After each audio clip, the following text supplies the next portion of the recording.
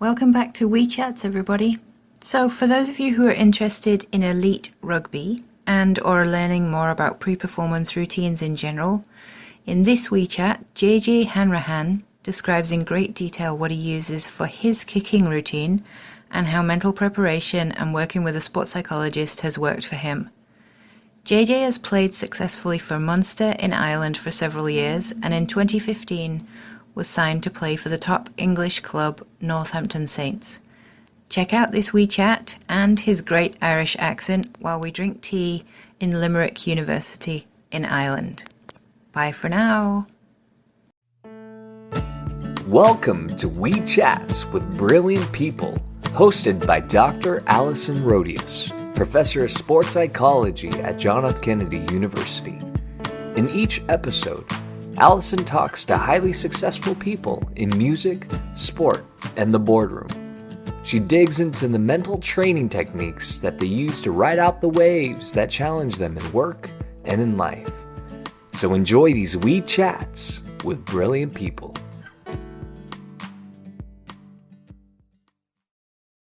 Welcome back to Wee Chats with Brilliant People, everybody. Good morning. We are here from the University of Limerick in the lovely Ireland.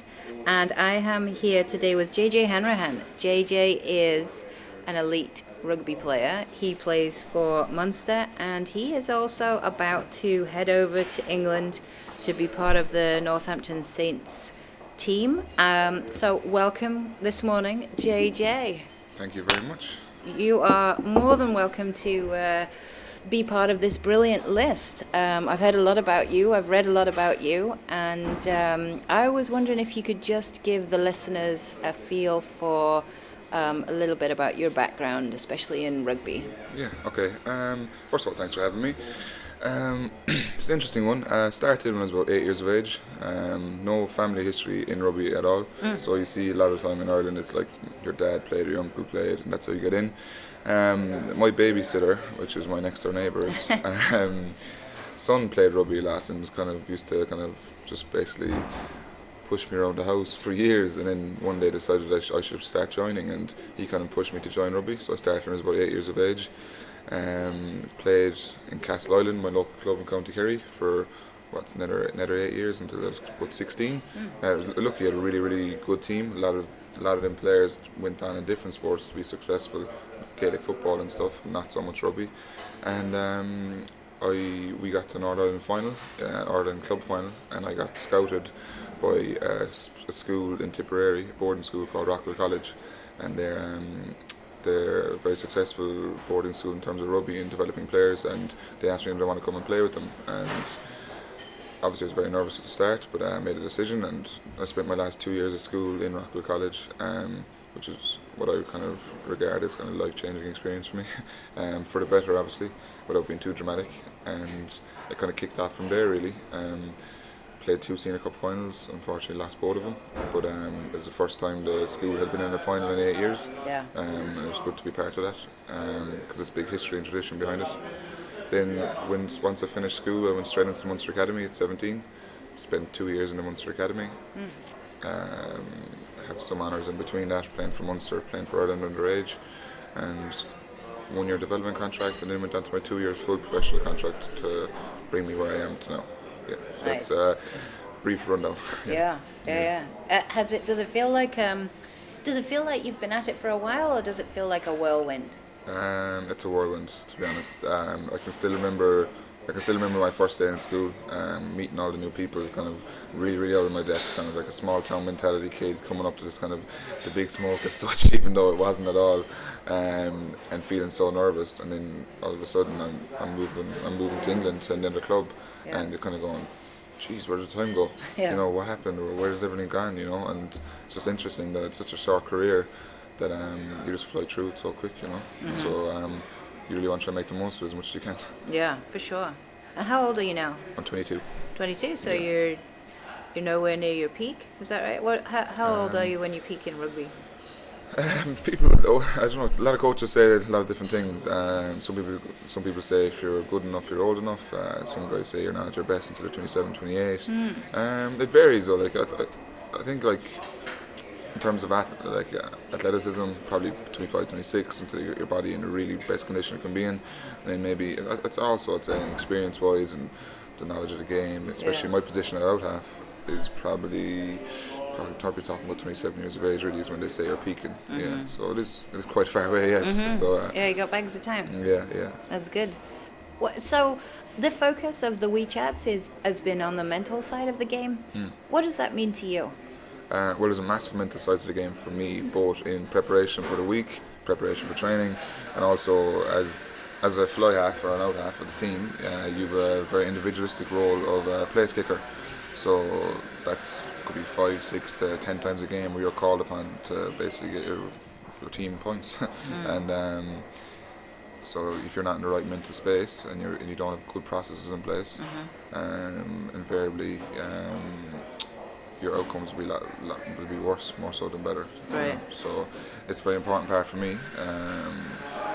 There's a lot of work I've done on it, and we can get into that if you like. Yeah. So can you talk a little bit about the kinds of things that you do? Well, first of all, I suppose I started when I came out of school. First of all, I had to completely change my routine.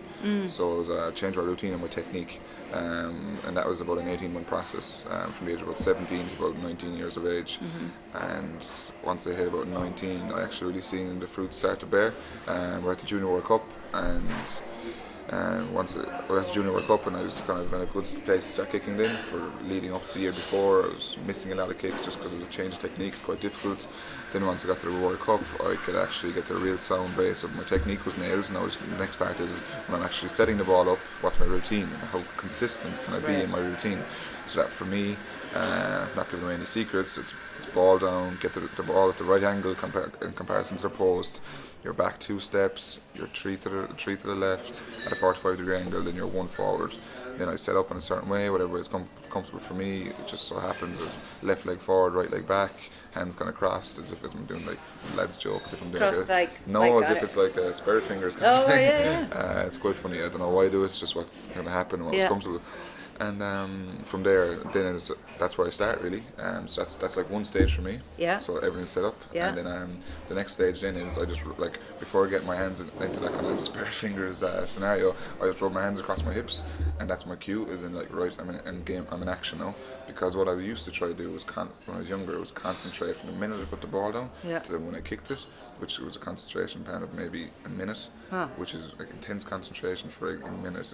It sounds ridiculous, but it can be quite difficult. It's a long time. Yeah, so I narrowed it down to maybe 20 seconds. Yeah. And then I'm just looking, and basically the cues for me is head down, follow through, and chase. Head down, follow through, and chase for me. Any golfers would know is just basically any cues that work for you to get the ball to where it needs to get to. So I don't worry about the outcome. I don't really look. I look where I'm kicking, obviously, but I don't I'm never at one stage of the kick am I worried about the outcome. I'm very much a strike and feel based person. So if I get a good strike and it feels good off my boot, I know it's going to go where I want it to go. Right. So I'm not worried about I never try to place the ball.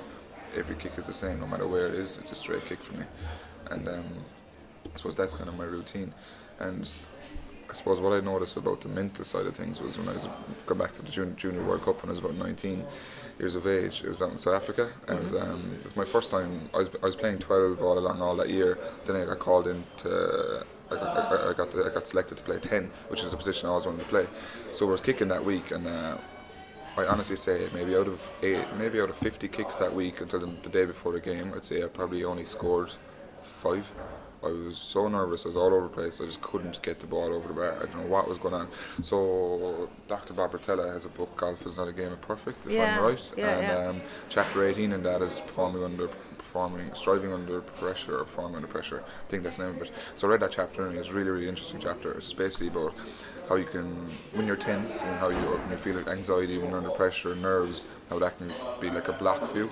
And you don't get that flow in your body. Right. So all of a sudden your right arm's a bit stiff and your left leg's a bit stiffer, and all of a sudden if your left leg's a bit stiffer, you're not getting the same step, you might get into the ball, and all of a sudden that just pulls you slightly. And so that's why when you start thinking mechanically, you're kind of worried, you're nervous, you get tense, you get tight, and that's what was happening to me all week. Yeah. So I read that chapter the morning before captain's run, which say was on a Friday, and when kicking that evening before the game, or the night before the game. And after reading the chapter, I really focused on what he said and just relaxed. And I was like, look, it's not the end of the world. Just it's another game, you know, we've done this before, and ended up kicking 10 from 10 in practice, and then went out the next day and kicked 5 from 5 in the game. So from having a week's training that was really, really bad in terms of my mental state, one night, really, really like diligent focus on relaxing, led to a really 100% performance after kicking tea the next day, which was really interesting. That is really interesting. I mean, there's a lot of information there. So when you, the relaxation, what does that involve for you? What does that mean to you? In a game scenario, it's basically just about breathing. Yeah. Big breath in, breathe out, and like that can just let a lot of stuff go. Yeah. And it's like also a second to focus. And so if you're, because it's a high intensity game and you're running around, you're hitting people are hitting you, you're trying to fight people, then all of a sudden it's a penalty and you're like, okay, now kick the ball over the bar. Yeah. You kind of just have to gather all your thoughts, and now you're basically going into your own little cocoon. It's gone from a team sport to completely individual, Okay. and no one else in the world matters. And that's how selfish you have to be, that no one else in the world matters at that moment. And a lot of time the cues that we use, head down, follow through, chase, Yeah. after we take our big deep breath, it's basically to block out everything else, and that's your tunnel vision. Yeah. And sometimes, like I always say, the worst thing that could happen is complete silence and one shout, or that's the worst thing that can happen for me. If it's absolutely chaos, everyone's screaming, it's just like. Do you mean on the field on or the field, on the field, or the fans? When you're taking a kick on the field, Okay. and the fans are there, the most difficult thing at times in terms of your mental stuff is if you're concentrating, and like Thomond Park, where we play for Munster, is a kind of a policy of absolute silence for kickers, respect all kickers, home and away kickers, Right. which is quite unique around the world because no other places really like that. And you could hear a pin drop, and if you hear one person make a noise when it's absolutely dead silent, it can really catch your ear. Right. So that's where your focus has to be really strong, and it kind of spooks some kickers out because Yeah. they're used to like abuse, bombardment of abuse, but Yeah. what happens when it's 40,000 people all shouting together? It just becomes white noise, and it's just a dull noise. It doesn't catch your ear. Yeah. Whereas if it's just one noise, one person shouting, that can catch your ear a lot more, Right. because it's so silent. And that's kind of the dangerous part, and that's where you have to be really, really focused, concentrated on your routine and your cues to get you over the line. So that's a kind of a trap sometimes. It's fascinating, and this is the kind of stuff I love. So it's very similar to golf, like you were saying. I know golf really well. So when you learned this, did you? I mean, you read the Rotella chapter, but did you learn these cues and this stuff yourself, or did somebody teach you? I had a really good kicking coach, and he's still involved in Munster. His name's Ian Costello. So when I came out of school, I used to kick a rugby ball like a soccer ball. So my instep was really close to the ball, and I used to kick at the my left leg, and then my right leg used to be like almost kind of using my adductor to kick. So my foot's turning out, and it's almost like a slappy feeling rather than an actual strike. So that was the 18-month process, and he's kind of taught me about how to start something from scratch, a skill. And I've done this with a lot of different variations of my kicking, how to start something from scratch, change it, and I'll be the kind of person that I'll be quite naturally gifted in terms of my kicking. Sometimes it's the trap I fall into, that if something doesn't work for me straight away, I'll use my natural ability rather than sticking to a technique. So he taught me about, just because you don't like it, you don't get the same outcome in a week, stick to it and you eventually will get that outcome, and don't just go to your natural ability because it's easier. So you have to be, when you're in practice in particular, what we focus on early on is you have to be happy to make mistakes and learn from them. So once you nail that routine down, you get to a stage where all of a sudden you stop thinking about it, it becomes repetition. And you get to that stage, and then like we focus on our cues, which we develop them together, and instead of having that mental cue to block out everything else and keep you really focused to what's relevant to my technique, because everyone's technique is different. Some kickers have a really long follow through. I don't. I use my hips a lot, and my body bounces after the ball. So I don't. Once I kick, it's like steady run up and an explosion through the ball. But my leg doesn't go very high, which you think, like take NFL for instance, you see the NFL kickers and their leg is over their head. Mine doesn't do that. It's probably just to my hip, and it's like a bounce through the hips. And it's all about hips to target. If my hips finish, and the ball will invariably always go where my hips finish. that's what happens. Brilliant. So it's really it's interesting. Like you're really in control of it. Yeah. But that's how we developed, I suppose, me and him. Yeah. I like that because actually, as you were describing it early on a few minutes ago, you consistently said we, not you. Okay, sorry, we did I? Okay, No, yeah. that's good. So it's interesting. Are you talking? You think about you and other kickers, or you and your coach, or? Probably me and my coach more so. Yeah, that's nice. Well, we kick as a group quite often. Like me and Keith Lee, me and Tyler Blind that has recently come over. But we kick as a group quite often. We always kick as a group. Yeah. So maybe that's something we're kind of a collective maybe sometimes. But I'll probably when I refer to we, it's definitely more the coaches because all three of us as kickers have really different kicking styles. Yeah. And that's one thing I've good about Kazi is that he comes in and he doesn't conform everyone to one thing. Yeah. It's like whatever suits them, he will help them. He will help them, I suppose, refine their technique and make it theirs. Yeah. And not trying. You see some kickers go, this is the way you kick. Everything must be done this way, and it's like a mechanical feeling. Yeah. Whereas he knows and I know I'm much more of a natural kicker, and it's better if you have a natural kicker. When your technique goes to pot in a game under pressure, your natural ability can take over a little bit sometimes as well, which is a good thing. Yeah. That sounds like a savvy coach. Yeah, he's good. He's really good. Yeah. Yeah. Give him a shout out. Yeah. Can I just take you back to when you were saying about the when your concentration is fully focused, or when you're fully 100%, and if something happens to take you out of it, do you start again? What do you do? I wouldn't know. I wouldn't start again. So if it's early on in the process, so if I'm basically placing the ball and someone catches my focus, I can refocus within that time of my taking my steps back and to the left. That's no issue. But if I'm in my run up and if I start my run up, if I begin my descent into the ball and I hear a noise,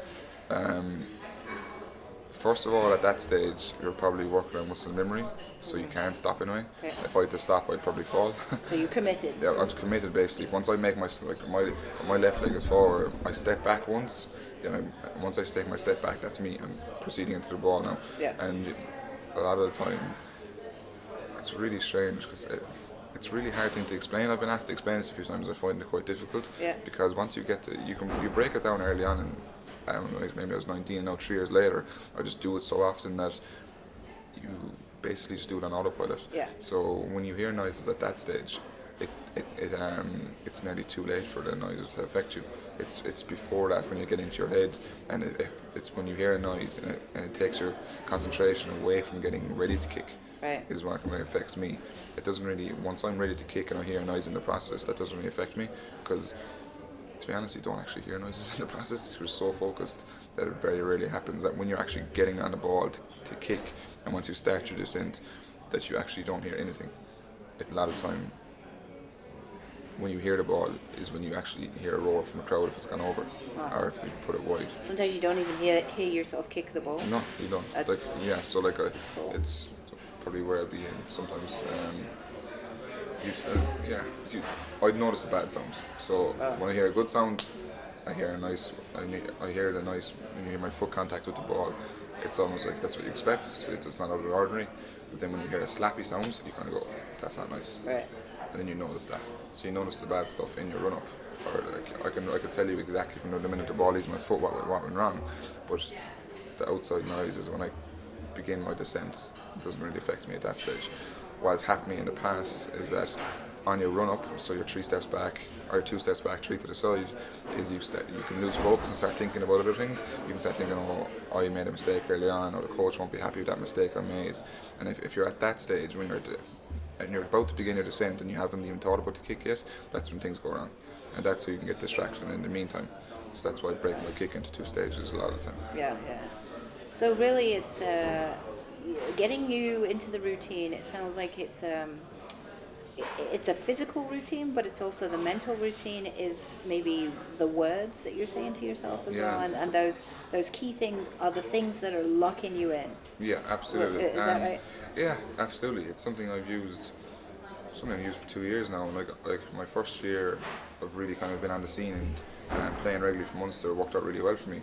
I had the highest kick percentage in the league, and it's all basically down to just the same cues, same training, just really focus on my routine and training. Yeah. And so like when I noticed that like even my first game when I was really nervous, put the ball down and to head down, follow through, chase, head down, follow through, chase, check the post, come back to the ball. On my run up, I'm saying, so as each step it's head down, follow through, chase is the kick. So Right. when I say chase, I kick the ball at the same time I'm chasing. So that's probably why I'm not hearing anything. Right. Coming back to Yeah, the yeah, point. yeah. So sometimes it's quite funny that I haven't probably verbalized a lot of my stuff a lot, but I know exactly where I'm at in my head. Right. So when I'm verbalizing things, sometimes I have to get I have to find my way out how to say it best, like, you know. Yeah. So yeah, I suppose on my run up, I probably should mention that it's head down, follow through, chase on the kick. Okay. That's where I'm at. Yeah. Cool. So one last thing about this, and then we'll wrap up. What do you do after your kick if it's gone well, and then what do you do after your kick when it hasn't gone as well, mentally?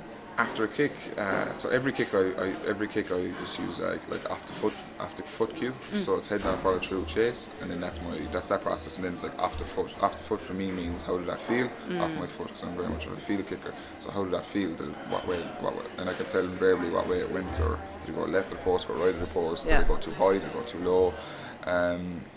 And that's kind of my check off the foot. So you're consciously asking yourself that, No, it's only something I've brought into my game maybe in the last 2 or 3 months. Nice. Working with Ty McIntyre, it's kind of off the foot cue. Yeah. So it's to make sure that off the foot, I'm happy with that. Go, Okay. let's pack it then on to the next one. And if I miss, usually the minute I strike, I go, that's not good. And then I won't even, like, you know, the ball's not going to go over when you strike a poor one. So you look down at my hips, look up at the post, and okay, that's why. My hips are off to the left, the ball's gone to the left, I missed, what did I do wrong there? Maybe I swung too much, I'm more of an arc kicker rather than getting solid into my left side and coming square to the ball. Yeah. And if I'm start swinging at arcs, like a C, that's not good, because you just invariably you lose power, you lose accuracy, you lose distance. And you just kind of, next time you come to a kick, you don't think about that now, you've addressed it, and you just go back to your cues, back to your routine, do the exact same thing again. And you back yourself that you have the work done, that the outcomes are going to be good. Cool. The thing is though, when you start missing 3 or 4, Yeah. then that's the battle, and that is a battle, mentally. Yeah. And luckily it's only happened to me a couple of times, twice I think. And so what actually happened was, missed my first kick, so scored a try, missed the conversion, scored a kick, then missed the last 2 in the second half. The last 2 would have put us out of touching distance from the other team, and it was a tough one because they came back and they beat us. So 2 kicks really cost us in that game, and I stepped up for both of them and missed both of them, and they're both very kickable kicks. And I still went through my routine, I still went through everything, but at the same time there was glitches in my routine, even how concentrated I was, and I missed both of them. And it's very, very frustrating, very, very frustrating for that to happen, you know. And it's just about maybe not letting that happen again. And how you do that is just, sometimes I put myself in that scenario in training again, and just like put myself into where it's a really high pressure kick and create a pressure in my head. Yeah. And it's like creating a pressure when you're walking up, when you're messing with the coach, creating a scenario, then you get your kick, and all of a sudden you feel your heartbeat rise, but then it's like, heartbeat's okay, can I control all this? And it's like you create a scenario to try and forget it, is what we're trying to do in training sometimes. Yeah. So, I like that. Yeah. Well, JJ, I could talk to you all day about this kind of stuff. It's fascinating, but Sorry for boring anyone. No, it's definitely not boring. One last question is that I've asked everybody: if you knew you couldn't fail, what would you try to do tomorrow? If I knew I couldn't fail, what would I try to do tomorrow? In terms of sport, in terms of anything? Whatever you want. Anything. I was going to say golf if it was a sport, but if I couldn't fail, I'd like to be a part of the SpaceX launches going to space. That's what I'd like to be doing. Really? Yeah. Be Elon Musk's right man. That'd be pretty cool, wouldn't it? Go up to space, get to be an astronaut, see that side of life. That'd be kind of, if you couldn't fail, that's what I'd do. There you go. Yeah. That's a really cool answer. Yeah. Nice. Well, thank you so much for being on WeeChats with Brilliant People. It's been an absolute pleasure and an honour, and good luck with the rest of your career. Thanks a lot, JJ. Thank you. Cheers. Tune in next time, everybody, for WeeChats with Brilliant People. Thanks a lot. Bye for now. We hope you enjoyed these Wee Chats. You can follow Wee Chats with Brilliant People on Twitter at WeeChats and Facebook, and subscribe to the podcast series on iTunes or any Droid platform. Wee Chats with Brilliant People.